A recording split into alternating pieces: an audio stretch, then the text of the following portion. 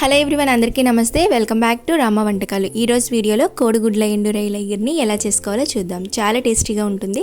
తప్పనిసరిగా ట్రై చేయాల్సిన రెసిపీ. ఎండు రొయ్యల కాంబినేషన్తో చాలా రెసిపీస్ చేసుకోవచ్చు కదండి.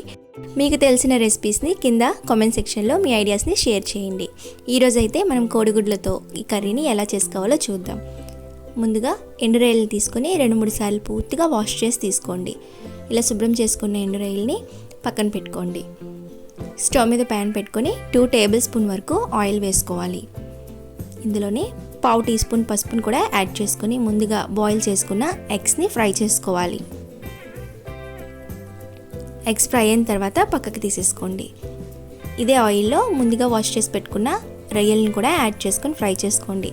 రొయ్యలు వేయించేటప్పుడు స్టవ్ని మీడియం ఫ్లేమ్లో పెట్టుకుంటూ ఫ్రై చేసుకోవాలి. రొయ్యలు అనేవి మనకి మాడిపోకుండా ఫ్రై చేసుకోవాలి. చూడండి, ఈ కలర్ వచ్చిన తర్వాత 1 మీడియం సైజ్ ఆనియన్ తీసుకొని చిన్న ముక్కలుగా కట్ చేసి వేసుకోండి. అలాగే 2 పచ్చిమిరపకాయలు కూడా చీల్చి వేసుకోవాలి. ఉల్లిపాయ ముక్కలు కొద్దిగా కలర్ చేంజ్ అయిన తర్వాత 1 బిగ్ టమాటోని కట్ చేసి వేసుకోండి. టమాటో ముక్కలు, ఉల్లిపాయ ముక్కలు పూర్తిగా మగ్గించుకోవాలి. ఇందులోనే రుచికి తగినంత సాల్ట్ వేసుకొని మూత పెట్టి 2 నిమిషాల పాటు పూర్తిగా టమాటో ముక్కలు, ఉల్లిపాయ ముక్కల్ని మగ్గించుకోండి.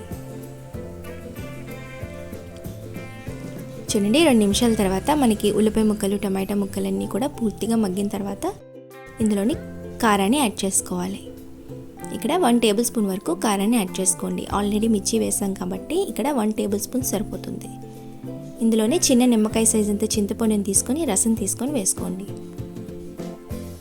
చింతపండు రసం వేసిన తర్వాత ముందుగా ఫ్రై చేసుకున్న ఎగ్స్ని కూడా వేసుకొని మూత పెట్టి మరొక 2 నిమిషాల పాటు కుక్ చేసుకోవాలి. చూడండి, గ్రేవీ అనేది కొంచెం దగ్గర పడింది కదా. ఈ స్టేజ్లో మనం 1/2 టీ స్పూన్ ధనియా powder, 1/2 teaspoon homemade మసాలా పౌడర్ని యాడ్ చేసుకోండి. ఒకసారి కలుపుకొని మూత పెట్టి మరొక నిమిషం పాటు ఉడికించుకోవాలి. మనకి గ్రేవీ కావాలనుకుంటే ఈ స్టేజ్లో మనం దించేసుకోవచ్చు.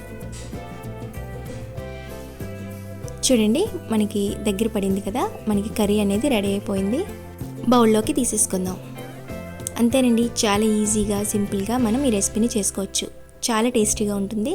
వేడివేడి అన్నంలో ట్రై చేయండి, చాలా టేస్టీగా ఉంటుంది.